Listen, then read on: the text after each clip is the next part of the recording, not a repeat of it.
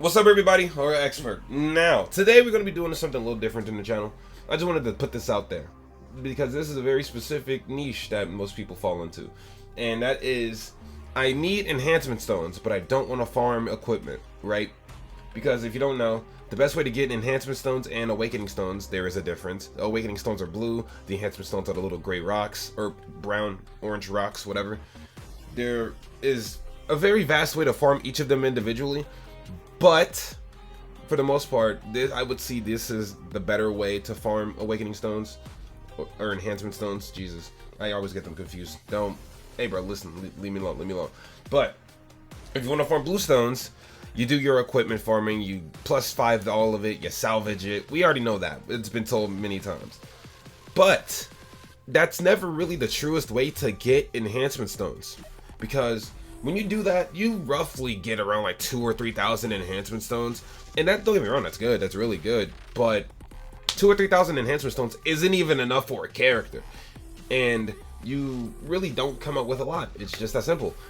But if you go to the Knighthood side of things, if you look at the hell difficulty, right, in its pool of rewards, we can get 2. Very luckily, we can get 2 of these. But what we're really here for is the bronze box with an 83% chance and the enhancement stones with a 48% chance. It's the most common item you get for completing hell difficulty of the Knighthood Boss. Now, when it comes to hell difficulty, there is a team to run it. Like if you want to get the high score, and that team revolves around the goddess team. Like you can check here, go to hell, and you see everyone's running the goddess team for the high scores. We're not here for high scores. Yes, this team works. You might be able to auto with this team. I'm not entirely sure, but we're not here for this. We are here to just complete it. It doesn't matter about the score. We're just trying to beat it, and that's what we're going to do here. This is the team I came up with: Matrona, Merlin, Rimuru, and Roxy. Merlin does not need to be here. I can change her off for another DPS, and I think I would, because Matrona does what I need her to do, which is ult drain and stance. So actually, this is like a good team to run, but Merlin's kind of a weak link, so I'm gonna switch her out for like an unknown unit, maybe, probably Ghislaine, like just because she's a good DPS character. But in reality, the only mandatory character here is probably Matrona. And then you need 3 strong green DPS characters, because Merlin and Roxy counteract each other, and I realized that last time I tried this, so I couldn't really run that team anymore. But this is the team I'm going to run. Okay, let me go ahead and run down why they're all here and who you can supplement for them. Matrona is here because she has a stance, which is a taunt, and she also has ult drain.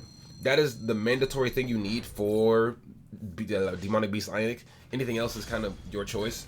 But Matrona clears the stance for tanking and the ult drain for when he ults. His ults do fucking hurt. Roxy also ult drains, but she barely gets it off. It depends on how they decide to play on auto. But aside of that, we got Rimuru and Roxy. Rimuru is here for the DPS. He's probably still the strongest green DPS outside of LR Escanor. Let's be honest, there really isn't that many green DPSs in the game, and there hasn't been. And then we got Roxy for a little bit of buffing, I guess. If you decide to keep the shield on and you survive somehow, it works. And then Ghislaine, just because she's a DPS, and she kind of just helps out in a way. But yeah, this is just me autoing it. I'm just here to show you that it's relatively simple. Don't get me wrong, you can lose a few autos here and there. It is possible, 100%, depending on how your team decides to play. But for the most part, you'll probably win every 5 matches and lose one of those 5 if you're truly unlucky and your bots just decide to throw the game. It is possible, but is this still a safe way to do it? But we're just going ahead and run it down, because why not? He has an ult, so now I need... She's not going to drain the ult because she did that a little early, but we should be able to tank it, just dependent. We're not going to be able to drain it, but at least we get rid of the shield. She could have potentially killed, but it's whatever. Now, ult phase 1 isn't the strongest thing to worry about because it's single target. The ult on phase 2, however, you need to drain that ult on phase 2 because it's an AoE ult and it hurts. I don't remember exactly what it does to make it hurt that much, but it hurts.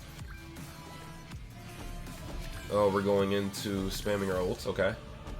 The Ghislaine ult should kill because I have her 5/6. Yeah. It's a pretty good power strike.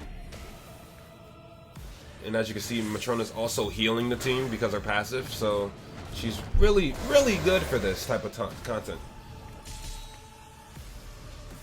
I hope y'all can hear me, by the way, because the music I'm playing, usually I add the music after the video, but now that I got my PC, I can play the music in the background while recording, so it's actually amazing. And I don't get copyright strike because I have rights to these songs. Let's go. Well, not rights, but I have permission to use them. What am I talking about? Shout out Tyler Clark. Homie goated. If you don't know who it is, go check out his music. He's goated. Doesn't mean use it, by the way, motherfuckers. This is my songs. But yeah, this seems pretty light. You should be able to kill this turn, depending on how they play it. Maybe not. Okay, never mind. Roxy did a little more damage than I thought she would do. Yep. Oh yeah, we should be able to kill easy. Gillian's gonna get the kill.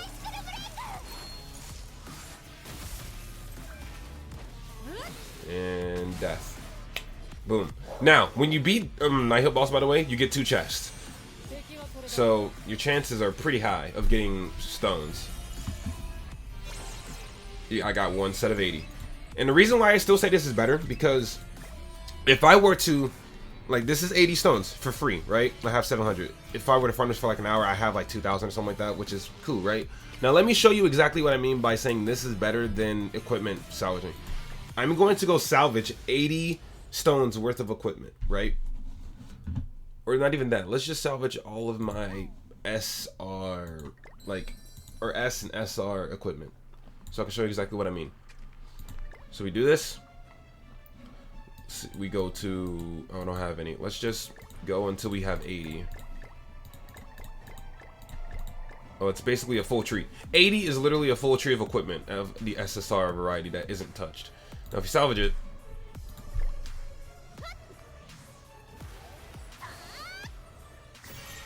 $145. Yes, it pretty much doubled. But the problem with this is the fact that it's 12 SSR pendants for that, right?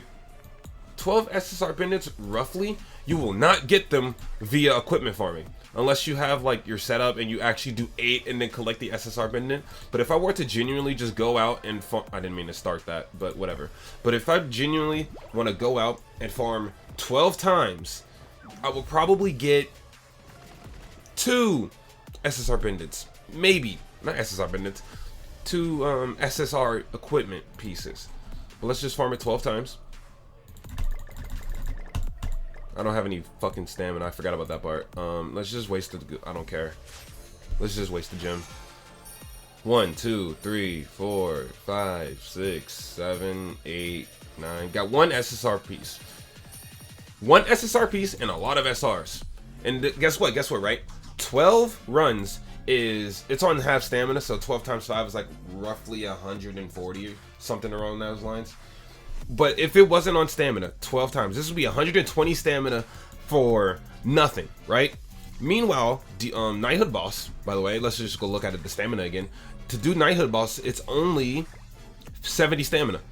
So if you were to calculate 70 stamina on Knighthood Boss for 70 stamina of equipment farming, you would end up with... Let's do it. We got 1 attack piece. It doesn't matter what it is. It's just an SSR piece. And all these SSR pieces, right? This is what we got out of 12 runs. When you do them side by side in terms of how much you're getting, 59. And guess 12 runs is roughly longer than 1 run of Guild Boss, by the way. But we got 59 stones. That's not even enough when we can get 80 to 160 per run of Guild Boss. But that's what I mean. That's all I'm saying. If you need these stones specifically, run Guild Boss Hell. Use that team. You can switch it up. Just use a green, mono green team that does damage and Matrona. That's all you need. And then if you're missing this, you can still do the normal equipment farming strat. But yeah, that's the video. That's all I'm gonna talk about today, because I just want to put that out there for the people that think farming equipment is the only way to get the goods. No, farming the Guild Boss is also a way. But that's gonna be the video today. Be sure to like, subscribe, comment down below, and shout out to the boys, Tyler Clark, for the music, of course. And I'll see y'all in the next video. Peace and have a wonderful day. Bye.